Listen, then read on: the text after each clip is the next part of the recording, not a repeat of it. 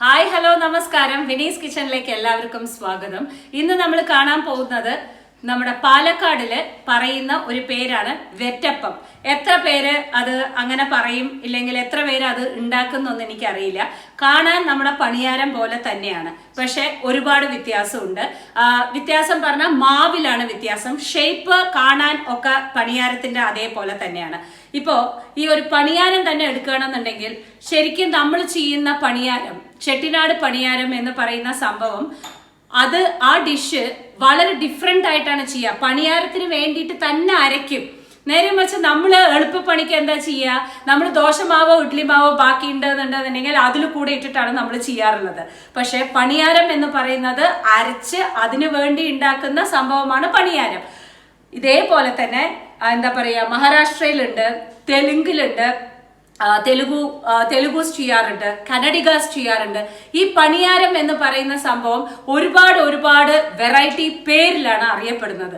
അതുപോലെ തന്നെയാണ് പാലക്കാട് വെറ്റപ്പം എന്ന് പറയുന്ന സംഭവം. ഇതൊരു പഴയ റെസിപ്പിയാണ്. പക്ഷെ ഇതിലത്തെ ഒരു സ്പെഷ്യാലിറ്റി എന്താണെന്ന് വെച്ചാൽ മാവ് പുളിക്കേണ്ട ആവശ്യമേ ഇല്ല.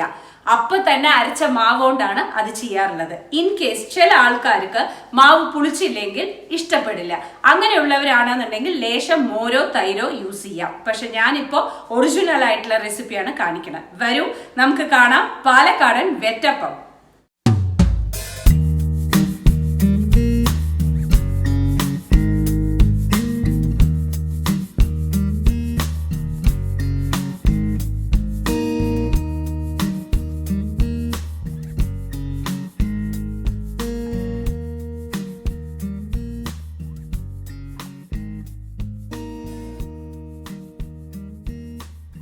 അപ്പോൾ നമുക്ക് വെറ്റപ്പം ഉണ്ടാക്കാൻ തുടങ്ങാം.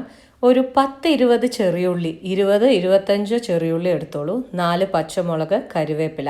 ചെറിയുള്ളി എന്നുള്ളത് വളരെ നിർബന്ധമായിട്ടുള്ള കാര്യമാണ്. വലിയ ഉള്ളിയിൽ കാര്യം നടക്കില്ല. ഇതെല്ലാം കൂടിയിട്ട് ചെറിയുള്ളി വട്ടത്തിൽ മുറിച്ചു, പച്ചമുളക് ചെറുതായി മുറിച്ചു, കറിവേപ്പിലയും മുറിച്ചിട്ടുണ്ട്. ഇനി ഇതിലേക്ക് നല്ലോണം നിങ്ങൾക്ക് എത്രയാണോ തേങ്ങ ഇഷ്ടം അത്രയും തേങ്ങ ഇട്ടോളൂ. ഞാനൊരു 2 പിടി തേങ്ങ ഇട്ടിട്ടുണ്ട്.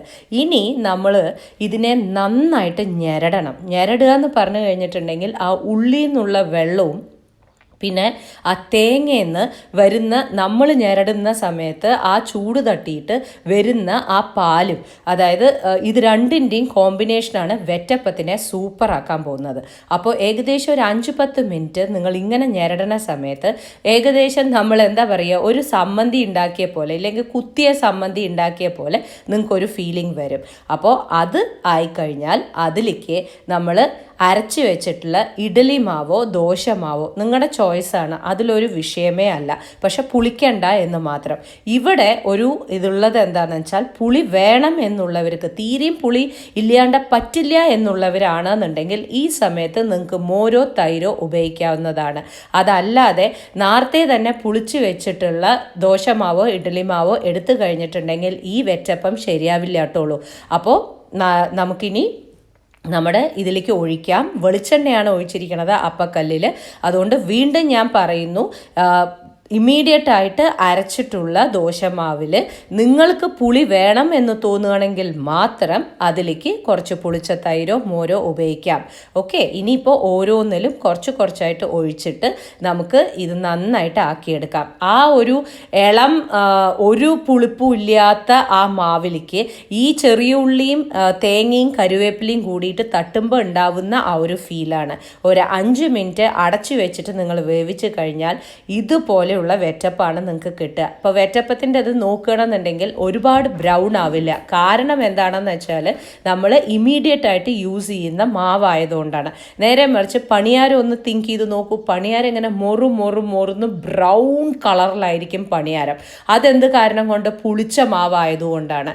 ഓക്കെ, അപ്പോൾ ഇത് ഒരു വെള്ള കളറായിട്ട്, ഒരു പേൽ വൈറ്റ് കളറായിട്ടുള്ള ലെവലിലേക്ക് ആവുള്ളൂ. ഒരു ലൈറ്റ് ബ്രൗൺ അവിടെ തട്ടി എന്നല്ലാതെ വേറെ ഉള്ള ഒരു ലെവലിലേക്ക് ഉണ്ടാവില്ല. അപ്പോൾ തിരിച്ചും മറിച്ചും ഇട്ടിട്ട് നന്നായിട്ട് മൊരിയിച്ചിട്ട് എടുക്കുക. കുറച്ച് സമയം എടുത്തിട്ടും സാവകാശം എടുത്തിട്ടും തന്നെ നിങ്ങളിത് ചെയ്യണം. വളരെയധികം ഫ്ലെയിം കൂട്ടി വയ്ക്കരുത്. വെന്തു എന്നറിഞ്ഞു കഴിഞ്ഞാൽ ഓരോന്നെടുത്തിട്ട് ഇങ്ങനെ ടിഷ്യൂ പേപ്പറിൽ ഇട്ടോളൂ. ആ വെളിച്ചെണ്ണയിൽ കിടന്ന് മൊരിയുന്ന ആ ചെറിയുള്ളിയും തേങ്ങയും കരുവേപ്പിലയും പറഞ്ഞറിയിക്കാൻ എനിക്ക് വാക്കുകളില്ല. പണ്ടത്തെ അതേ ഓർമ്മ നിങ്ങളെ കൊണ്ടുവരും. എന്താ പറയുക, ഒരു 5:30-6 മണി ആവണ സമയത്തൊക്കെ രാത്രി അത്താഴത്തിന് വേണ്ടിയിട്ട് വെറ്റപ്പങ്ങൾ ഉണ്ടാക്കുന്ന സമയത്ത് ഉണ്ടാവുന്ന അടുക്കളയിൽ നിന്ന് വരുന്ന അതേ തറവാട്ടിൽ നിന്ന് വരുന്ന മണങ്ങളായിരിക്കും നിങ്ങൾക്ക് ആ ഒരു അനുഭവം ഉണ്ടാവുക. ആ ഒരു പാലക്കാടൻ രീതിയിൽ തന്നെ നിങ്ങൾ ഉണ്ടാക്കി നോക്കണം.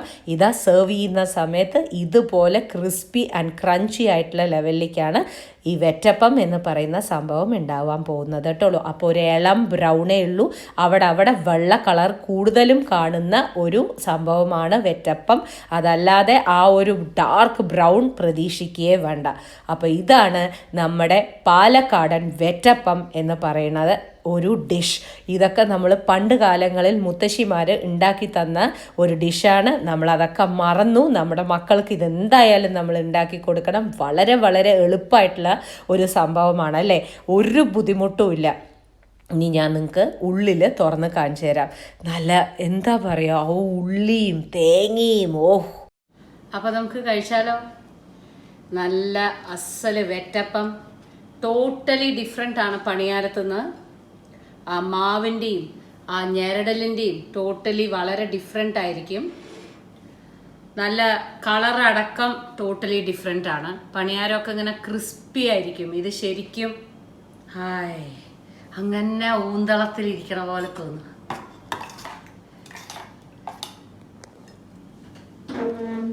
വെള്ള ചട്നിയാണ്. നിങ്ങൾക്ക് പൊടിയോ ഉള്ളി സമ്മന്തിയോ എന്താ വേണ്ട വെച്ചാൽ എടുക്കാം.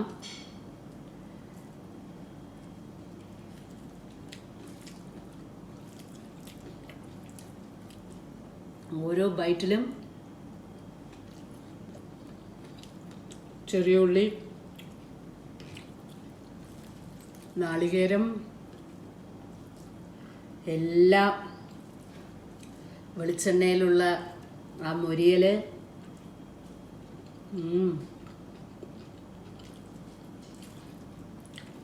തനി നാടൻ. ഞങ്ങൾക്ക് ഡിന്നറിനാണ്.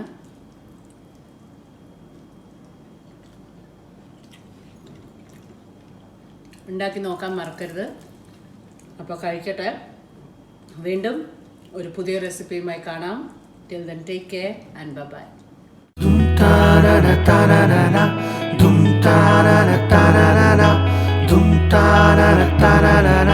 Vinny's Kitchen.